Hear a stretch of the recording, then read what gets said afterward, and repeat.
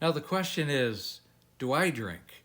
Or did I drink with my wife? And if you're new here, this may not make a lot of sense, but my wife passed away from alcohol use disorder a little over 4.5 years ago.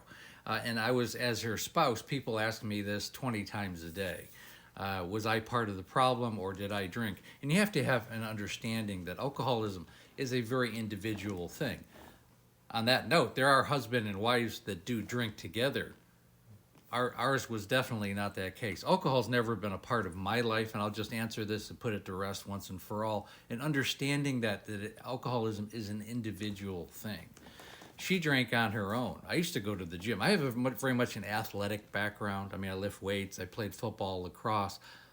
Alcohol was never a part of my life.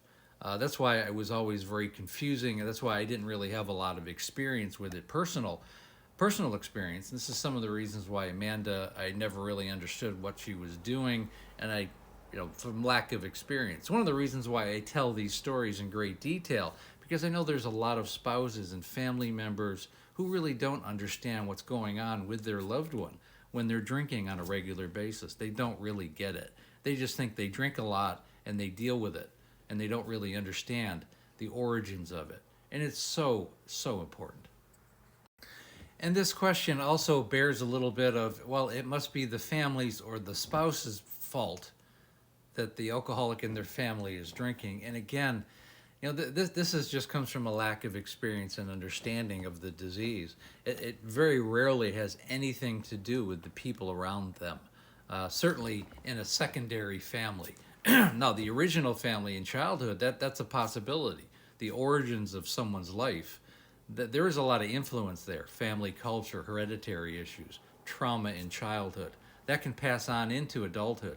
But the secondary family that goes into it innocently, that's just out of their control. It just simply is. And for people who have lived this, they understand that.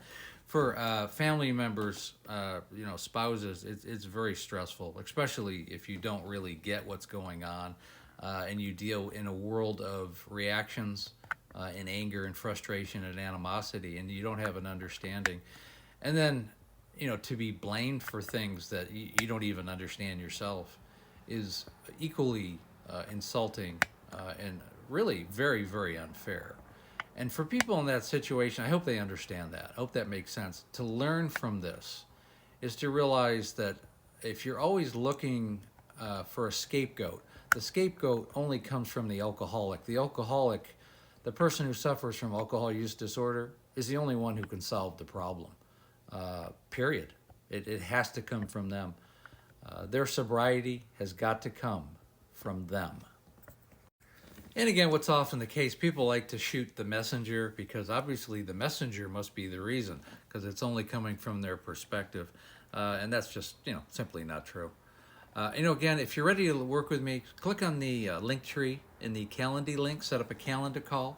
I've helped thousands of alcoholics, and just as importantly, I've helped their families.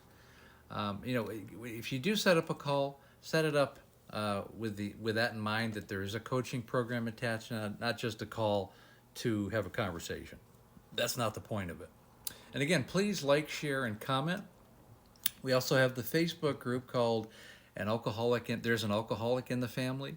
And I go live every night, Monday through Friday, right around 6 o'clock Pacific Standard Time, 9 o'clock Eastern Standard Time. And again, thanks for listening.